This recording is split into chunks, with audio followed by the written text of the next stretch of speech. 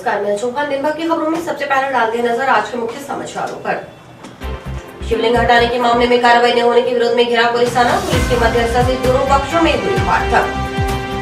गैर किसान भी डीएपी के लिए लग रहे लाइन में अब कैंप में जारी होंगे परमिट। कलेक्टर के निर्देशानुसार उपनिदेशक कृषि ने जारी किए आदेश। किराए पर की कार होटल में रुके, चालक को नशीला पदार्थ पिला गाड़ी ले भागे। जंक्शन बस स्टैंड स्थित होटल की घटना।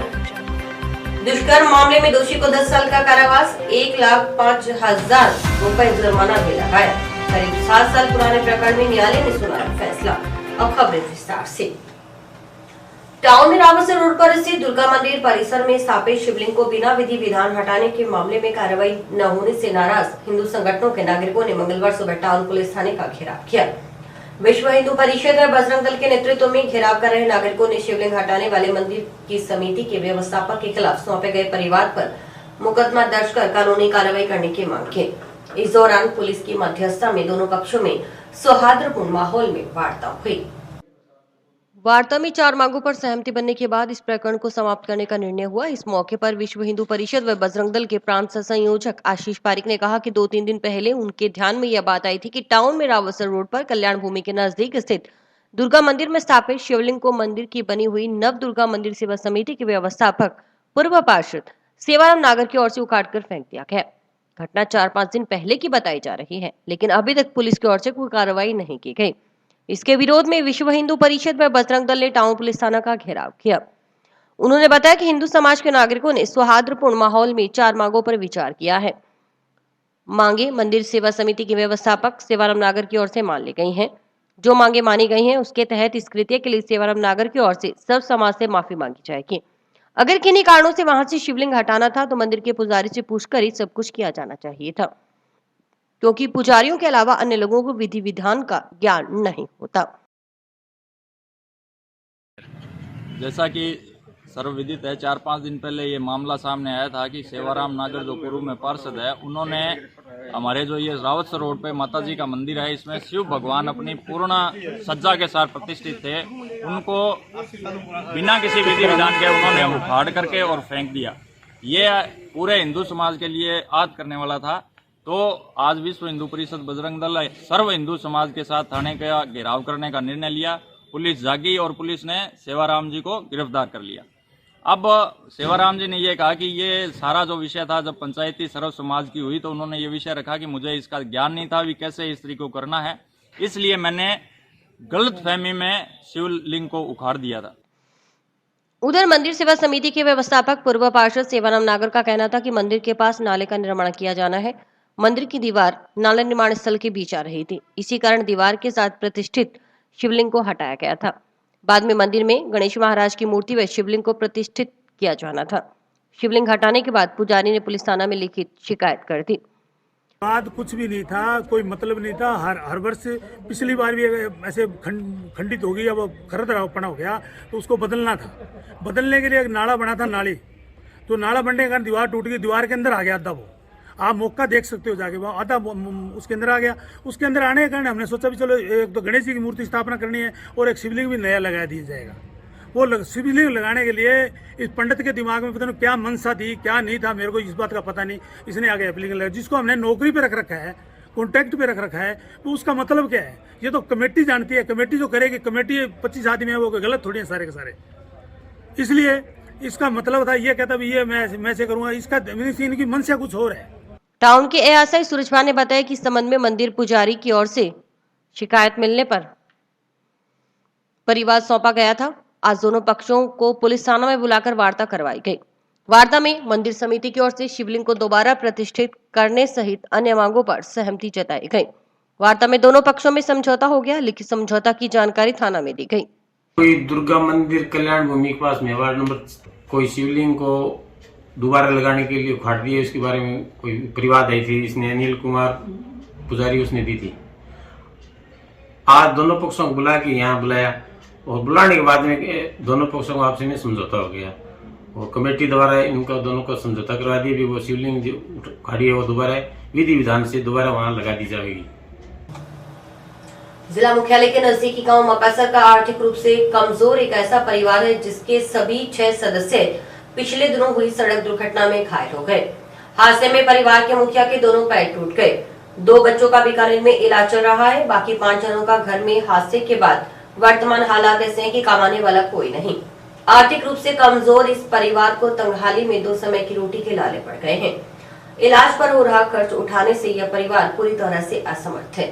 देखिए रिपोर्टर प्रदीप पाल की रिपोर्ट। पीड़ित परिवार की ओर से प्रशासन के साथ समाजसेवी संगठनों व भामाशाहों को आर्थिक मदद की गुहार लगाई गई है।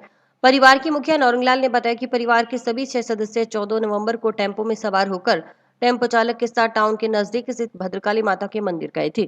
मंदिर में धूप लगाने के बाद वे वापस आ रहे थे। रास्ते में ट्रक के साथ टेम्पो की भिड़ंत हो गई।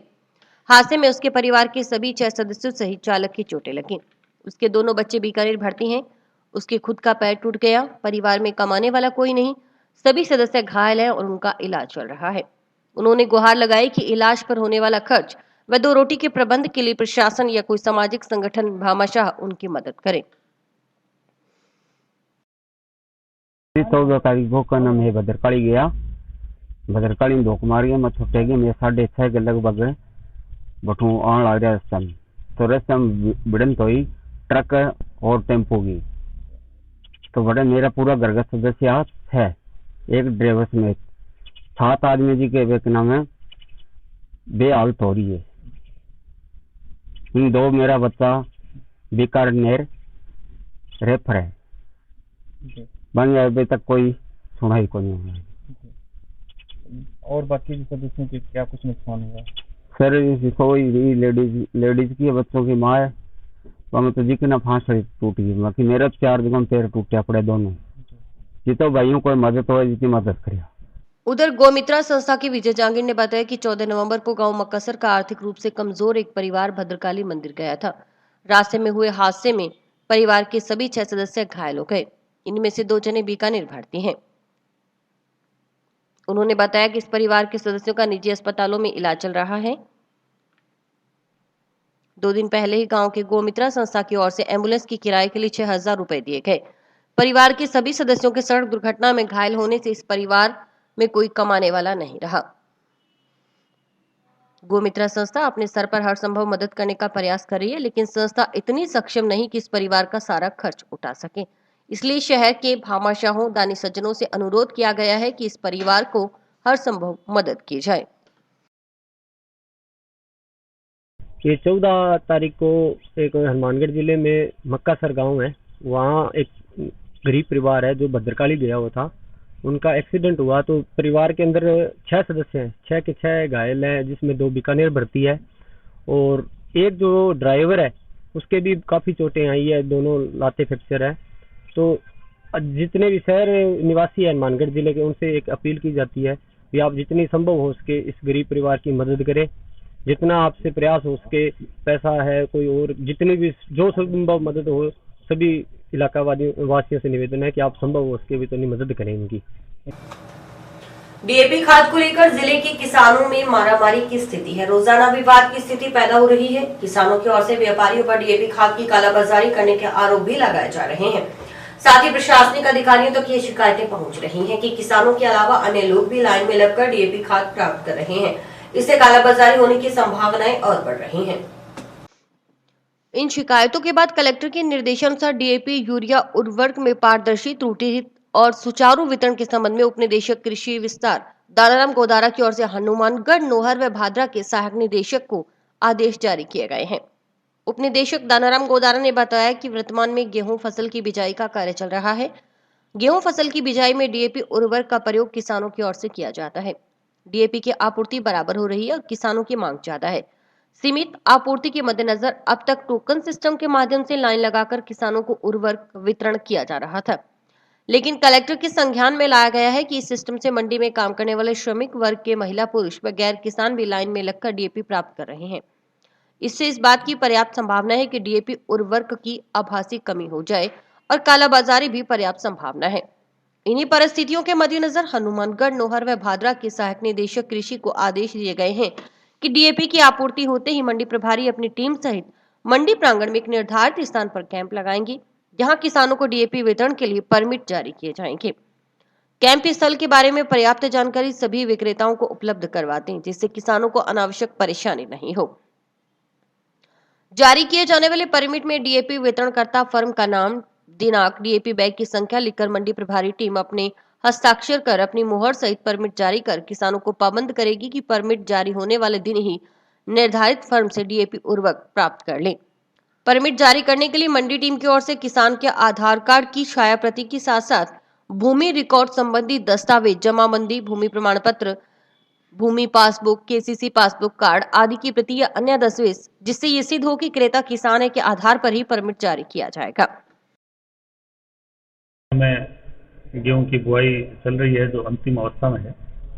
दिसंबर के प्रथम सप्ताह तक गेहूं की बुआई पूरी हो गई। इस वर्ष नहरों में पानी की उपलब्धता को देखते हुए किसान भाई से गेहूं का बुआई कम करी है, सरसों की बुआई ज़्यादा करी है। और इस बुआई को देखते हुए हमारे पास जो इसकी सप्लाई है डीएपी की आपूर्ति थोड़ी सी तुलनात्मक रूप से कम हुई है। केवल हनुमानगढ़ में नहीं या राजस्थान में नहीं, पूरे देश भर में डीएपी की कमी रही है इस वर्ष, कोई इंपोर्ट और एक्सपोर्ट की पॉलिसी के तहत। तो वर्तमान में हम ये सोच रहे थे कि लगभग 25,000 मैट्रिक टन यदि हमें डीएपी मिल जाएगा तो हम लोग जो है वो कंफर्टेबल स्थिति में आ जाएंगे। आज आईपीएल का रैक और लगा है, उस हिसाब से देखें तो लगभग 20,000 मैट्रिक टन डीएपी अपने जिले को मिल गया। और इस कमी की अवस्था को देखते हुए 20,000 मैट्रिक टन डीएपी जिले को मिलना सरकार की बड़ी उपलब्धि है। सरकार ने और जिला प्रशासन ने बड़े प्रयास किए ताकि केंद्र से जो है हमें जो आमंत्रण हुआ है हमारे जनप्रतिनिधियों ने बढ़ाते हुए। और अब ये रैक लगा है, इसके बाद यदि एक रैक और लग जाता है तो इस बुआई की जो डीएपी की पूर्ति है वो जिले में हो जाएगी। अब उसके बाद में हम लोग जो मॉनिटर कर रहे हैं वो यूरिया को मॉनिटर कर रहे हैं, क्योंकि अभी यूरिया का सीजन शुरू होगा। किसान ने सरसों में पहला पानी देना शुरू कर दिया है, उसके बाद में गेहूं में पहला पानी देना शुरू करेगा। तो पहला जो पानी दिया जाता है, चाहे गेहूं हो चाहे सरसों, उसमें किसान यूरिया का उपयोग करता है। आज के दिन वर्तमान में जिले के पास में लगभग 9,000 मैट्रिक टन यूरिया है हमारे पास। और आज तक जो इस सीजन में यूरिया है उसको मिलाएं तो लगभग 48 से 45,000 मैट्रिक टन यूरिया हमें मिल गया है। जिले की यूरिया की जो मांग रहती है लमसम वो 90,000 मैट्रिक टन से 1 लाख मैट्रिक टन रहती है, जो मार्च तक इसकी पूर्ति होती है। हम लोग प्रयास कर रहे हैं, कलेक्टर साहब भी रोज इसको मॉनिटरिंग कर रहे हैं और हमारे जनप्रतिनिधि और कृषि आयुक्त इसकी लगातार मॉनिटरिंग हो रही है। और हम लोग ये प्रयास कर रहे हैं कि जिस तरह से डीएपी की कमी के बावजूद सब लोगों के सहयोग से हमने इसकी व्यवस्था बनाई है, उससे बेहतर स्थिति में हम यूरिया में व्यवस्था बनाएंगे। उप निदेशक दानाराम गोदारा ने बताया कि हनुमानगढ़ ही नहीं पूरे देश भर में डीएपी की कमी चल रही है। वर्तमान में ये सोच रहे थे कि करीबन 25,000 मैट्रिक टन डीएपी हनुमानगढ़ जिले को उपलब्ध हो जाए तो स्थिति बेहतर हो सकती है। मंगलवार को एक रैक लगा है, इस हिसाब से करीब 20,000 मैट्रिक टन डीएपी जिले को मिल गया है। इस कमी की अवस्था को देखते हुए 20,000 मैट्रिक टन डीएपी जिले को मिलना सरकार की बड़ी उपलब्धि है। इसके लिए सरकार और जिला प्रशासन ने बड़े प्रयास किए, इसमें जनप्रतिनिधियों का भी सहयोग रहा। इसके बाद अगर डीएपी का एक और रैंक लगता है तो गेहूं बुआई के लिए डीएपी की आपूर्ति जिले को हो जाएगी। इसके बाद यूरिया को लेकर मॉनिटरिंग की जाएगी, क्योंकि यूरिया का सीजन शुरू होगा। गेहूं को पहला पानी देने के बाद किसान की ओर से यूरिया का छिड़काव किया जाएगा। वर्तमान में जिले के पास करीब 2,000 मैट्रिक टन यूरिया उपलब्ध है। बिल्कुल ठीक बात है आपकी। डीएपी के लिए किसान परेशान हुआ है और जैसे मैंने आपसे निवेदन किया कि जहां हमें लगभग 35,000 मैट्रिक टन डीएपी मिलता था रबी सीजन में, इस बार गेहूं का एरिया कम होने से हम ये मान रहे थे कि 25,000 मैट्रिक टन में हमारा काम चलेगा। लेकिन जैसा अभी निवेदन किया एक रैक आग और लग गया तो 20,000 मैट्रिक टन की अभी पूर्ति हुई है। हालांकि एरिया काफी कम हो गया गेहूं का, लेकिन फिर भी लोग सरसों में और उसमें डीएपी तो काम में लेते ही हैं। हालांकि सिंगल सुपर फास्फेट ज्यादा काम में लेते। कुल मिलाकर के यदि एक रैक हमें और मिल जाएगा तो फिर हम डीएपी की स्थिति में कंफर्टेबल हो जाएंगे। ये इसमें कोई दो राय नहीं है कि हमारे किसान भाई परेशान हुए, लेकिन इस संदर्भ में मैं ये भी निवेदन करना चाहूँगा कि केवल किसान ऐसा नहीं है हनुमानगढ़ में परेशान है, सब जगह, चाहे वो हरियाणा हो, चाहे पंजाब हो, चाहे राजस्थान हो, सब जगह किसान डीएपी के लिए इस बार परेशान हुआ है। और मैं इसकी अतिशोक्ति नहीं है, ये मैं कहूँ कि हमें जो उम्मीद थी, हमें जो लग रहा था कि किसान जो है वो ज़्यादा परेशान होगा, डीएपी की हमें ज़्यादा शॉर्टेज लग रही थी, लेकिन बिजाई कम होने से गेहूं की और मांग कम होने से और सब स्तर पे, जिला स्तर पे और जयपुर स्तर पे और सरकार के स्तर पे और जनप्रतिनिधि स्तर पे इसकी व्यवस्था करने का ही परिणाम रहा कि जैसे तैसे करके हमने मांग के अनुरूप, थोड़े लेट जरूर हुए लेकिन मांग के अनुरूप किसान को डीएपी उपलब्ध हो।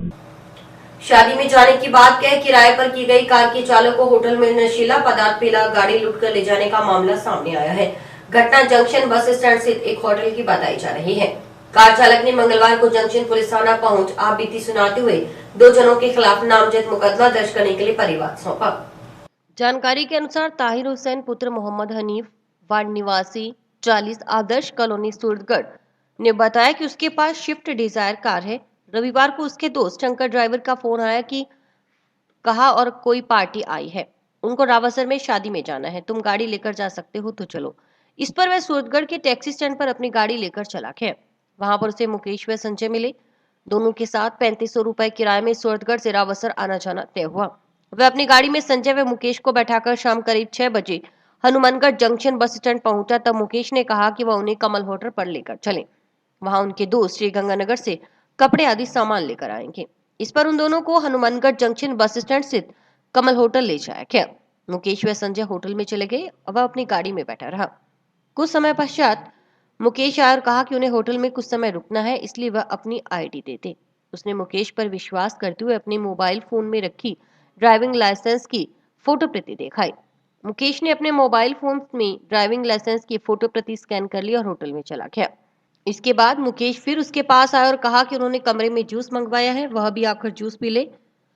इस पर होटल में कमरे में जाकर उसने वहां रखा जूस पी लिया। इसके कुछ देर बाद ही वह अचेत हो गया। अगले दिन सोमवार को सुबह करीब 7 बजे उसे होश आया तो होटल के कमरे में अकेला था। उसने जब अपनी गाड़ी की चाबी संभाली तो गाड़ी की चाबी गायब मिली। होटल के बाहर आकर गाड़ी संभाली तो गाड़ी भी गायब थी। इस पर उसने आसपास के लोगों से पूछताछ की तो पता चला कि संजय व मुकेश कल रात्रि को ही उसकी गाड़ी लेकर चले गए थे। ताहिर हुसैन ने आरोप लगाया कि संजय व मुकेश उसकी गाड़ी को धोखे से किराए पर लेकर नशीला पदार्थ पिलाकर गाड़ी लूट कर ले गए हैं। इस संबंध में परिवाद सौंपा गया है। पर लेकर के हनुमानगढ़ आए और होटल में, यहाँ जंक्शन बस स्टैंड होटल पे मुझे वहाँ रुके, क्या अपने फ्रेश होते हैं और फिर अपने रावसर चलेंगे। तो वहाँ पर उन्होंने जूस वगैरह मंगाया, मुझे जूस पिलाया। जूस पीने के बाद में मुझे पता ही नहीं है, बाद में मेरी आंख सुबह 7:45 बजे खुली। मैंने देखा तो मेरी गाड़ी नहीं थी। रिसेप्शन में पूछा तो वो लोग रात को ही 9-9 बजे लगभग निकल चुके थे। मैंने एप्लीकेशन सुबह आया, सिटी थाने आया मैंने एप्लीकेशन लिखवाई, सीआई साहब को दी। सीआई साहब ने वो एप्लीकेशन एक्सेप्ट नहीं की और क्या ये क्या लिखवा के लो, क्या धांधली ली है, चलो यहाँ से, ऐसे करे। पूरे दिन में स्टेशन मेरी सुनवाई नहीं हुई, इसलिए आज मैं दोबारा एप्लीकेशन लिखवा के आज फिर आया हूँ। आज फिर इन्होंने मेरे साथ बदतमीजी की है, गला पकड़ के फिर मेरा बाहर निकाल दिया। मेरे साथ आए थे उनके साथ नहीं बदतमीजी। यहाँ 3 दिन पहले आज से एक आदमी से गाड़ी लूटकर कुछ लुटेरे ले गए। उसके बाद में पीड़ित आदमी यहाँ आकर न्याय मांगने के लिए आया तो उन्होंने सीआई हनुमाना राम ने इनको धमका के निकाल दिया कि आपकी एप्लीकेशन अच्छी नहीं है, आप नहीं अच्छे हो। कुल मिला के है कि यहाँ एफआईआर दर्ज कराने के लिए भी पैसे लगते हैं, तो इन्होंने पैसे नहीं दिए। आज फिर एफआईआर दर्ज कराने के लिए आया तो फिर इनको बेइज्जती करके बाहर निकाल दिया। हम इनके साथ आए, हमें हमारे साथ भी बदतमीजी की है। और कुल मिला के ये बात है कि जो पैसे देता है उन्हीं का काम होता है थाने में साहब। उधर इस घटना को लेकर मुकदमा दर्ज करवाने कार चालक के साथ आए डीवाईएफआई कार्यकर्ताओं की थाना प्रभारी के साथ तनातनी हो गई। इसके विरोध में डीवाईएफआई कार्यकर्ता थाना परिसर में सांकेतिक धरने पर बैठे और थाना प्रभारी को हटाने की मांग करते हुए जमकर नारेबाजी रखी। थाना प्रभारी पर डीवाईएफआई कार्यकर्ताओं के साथ धक्का मुक्की व बदतमीजी करने का आरोप लगाया गया। इस मौके पर डीवाईएफआई प्रदेशाध्यक्ष एडवोकेट जगजीत सिंह ने आरोप लगाया कि लूट की घटना के बावजूद पुलिस मुकदमा दर्ज नहीं कर रही। थाना प्रभारी ने कार्यकर्ताओं के साथ अभद्र व्यवहार किया है और उन्हें थाने से बाहर निकल जाने को कहा है। नहीं चलेगी गाड़ी लुटेरों के साथ साठगांठ नहीं चलेगी शहर में बढ़ते अपराधों पर रोक लगाओ शहर में बढ़ते अपराधों पर रोक लगाओ 3 रोज पहले की बात है कि जंक्शन सिटी शहर के अंदर यहाँ कोतवाली थाना लगता है और इस कोतवाली थाने की नाक के तले 3 दिन पहले एक लूट हो गई, चोरी हो गई। और हमारे भारत की जनवादी नौजवान सभा के यहाँ जिला के पदाधिकारी यहाँ मुकदमा दर्ज कराने के लिए आए तो यहाँ के सीआई ने उन लोगों के साथ धक्का मुक्की की, बदतमीजी की और ये कहा कि थाने से बाहर निकल जाओ, आपका काम ये नहीं है, ये तो काम पुलिस का है और पुलिस अपने काम को बखूबी निभा रही है। 3 रोज पहले की घटना है। इस बात को लेकर के हमारे साथियों ने जो तय किया है कि कल एडीजी यहाँ आ रहा है कि हनुमानगढ़ जिला के अंदर हम भारत की जनवादी नौजवान सभा के लोग कल एडीजी का घेराव करेंगे कि ऐसे निकम्मे अफसर को तुरंत प्रभाव से हटाया जाए, अन्यथा उस एडीजी का विरोध किया जाएगा, बड़े पैमाने पे विरोध किया जाएगा। चाहे काले झंडे हो, चाहे रास्ता रोकना हो, तमाम तरीके के हम कार्यक्रम करेंगे। टाउन के महात्मा गांधी स्मृति राजकीय जिला चिकित्सालय स्थित जिला क्षय निवारण केंद्र में मंगलवार को राष्ट्रीय एड्स कंट्रोल प्रोग्राम के तहत कम्युनिटी एडवाइजरी बोर्ड की बैठक का आयोजन हुआ। बैठक की अध्यक्षता सीएमएचओ डॉक्टर नवनीत शर्मा व जिला क्षय रोग अधिकारी डॉक्टर रविशंकर शर्मा ने की। एड्स कंट्रोल प्रोग्राम के तहत आज जिला अस्पताल में हमारे जिला क्षय अधिकारी डीटीओ साहब और डॉक्टर रविशंकर जी के उसमें हम कुछ एनजीओ जैसे एनजीओ हमारा इस पे काम कर रहा है और हमारी मेडिकल की टीम और कुछ वॉलंटियर्स इसके मेंबर्स हैं। जो जनवरी से हमारा सर्वे स्टार्ट हुआ था और उस सर्वे में हम HIV से रिलेटेड सेंसिटिव एरियाज चिन्हित करते हैं और प्रॉपर जो भी एड्स के रोगी मिलते हैं या आगे ये ना फैले, इसके लिए प्रॉपर प्लानिंग, माइक्रो प्लानिंग और आगे किस तरीके से इसको रोकने का प्रयास किया जाएगा, उसके लिए हमने आज मीटिंग रखी थी। और अभी वक्त है एक ब्रेक का।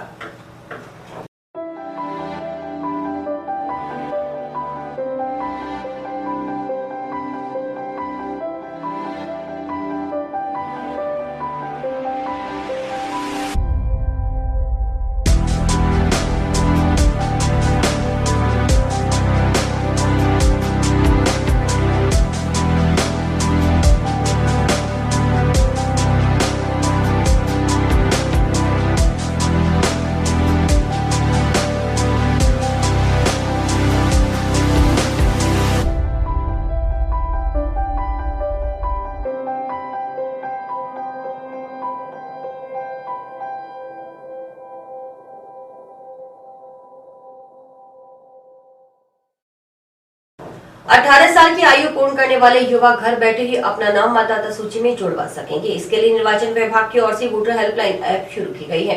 मतदाता सूची में नाम जुड़वाने के अलावा नाम कटवाने में संशोधन का कार्य भी ऑनलाइन किया जा सकेगा।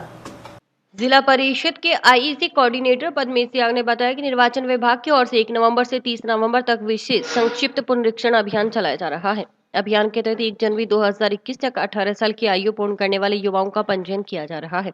इसके अलावा मतदाता सूची से नाम हटवाने, संशोधित करने का कार्य किया जा रहा है। इसके लिए निर्वाचन विभाग की ओर से वोटर हेल्पलाइन ऐप शुरू किया गया है। मतदाता सूची में नाम जुड़वाने, कटवाने या संशोधन करवाने के लिए किसी बीएलओ के पास जाने की आवश्यकता नहीं। इस ऐप के जरिए ऑनलाइन यह सब कार्य घर बैठे किया जा सकता है। बीएलओ खुद घर पहुंचेगा और जानकारी प्राप्त कर आवेदक का कार्य करेगा। एपिक नंबर भी ऑनलाइन प्राप्त हो जाएगा। इसके अलावा इस अभियान से अधिक लोगों को जोड़ने के लिए स्वीप कार्यक्रम भी आयोजित किए जा रहे हैं। इसके तहत कॉलेज में यूथ फेस्टिवल कार्यक्रम व स्कूलों में रंगोली, पोस्टर प्रतियोगिता, वाद विवाद प्रतियोगिताओं का आयोजन किया जा रहा है। अभियान से जुड़ी जानकारी देने के लिए निर्वाचन विभाग की ओर से पोस्टर व ब्रोशर भी छपवाए गए हैं, जो युवाओं में वितरित किए जा रहे हैं।